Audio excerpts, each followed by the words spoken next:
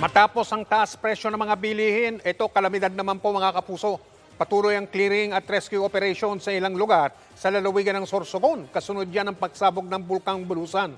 Sa kabila ng pagsabog, sa tingin ng PHIVOLCS, ay walang dahilan para itaas ang alert level ng bulkan. Mula sa Huban, Sorsogon, nakatutok live si Jessie Cruzat ng GMA Regional Balitang Bicolandia. Jessie? Mike, sa ngayon nga nagpapatuloy ang monitoring ng PHIVOLCS sa sitwasyon ng Bulkang Bulusan matapos ang nangyaring phreatic eruption kahapon.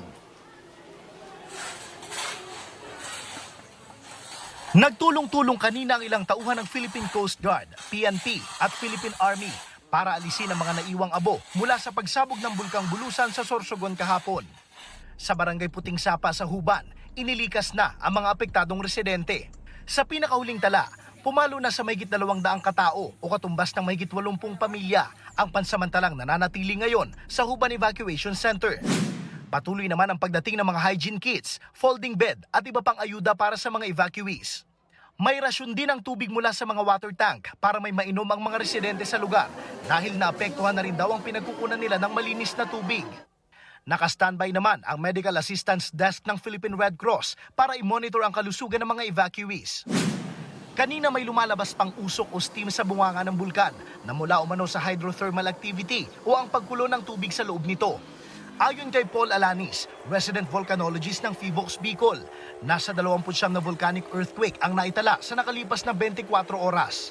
Nananatili sa alert level 1 ang bulkan at sa ngayon, wala pa raw nakikitang dahilan ng PHIVOLCS para itaas ito. Kapag nagsabi na tayo na alert level 2, meron ng magma na involved sa activity ng vulkan. Ang ating measurement po ng sulfur dioxide gas na isang batayan para masabi natin na meron ng magma na involved ay masyadong mababa o hindi ma-detect.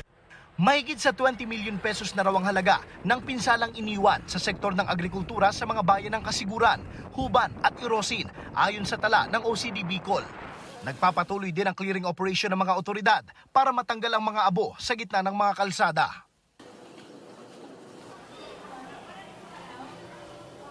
Mike, sa ngayon nga bagamat walang naitalang magmatic activity ang naturang bulkan, hindi pa rin daw inaalis ng PHIVOLCS ang posibilidad na muli itong pumutok anumang oras.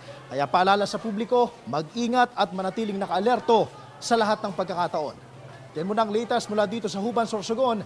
Ako si Jessie Cruzat ng GMA Regional TV, Balitang Bicolandia. Nakatutok 24 oras. Mag-ingat at manatiling nag-alerto.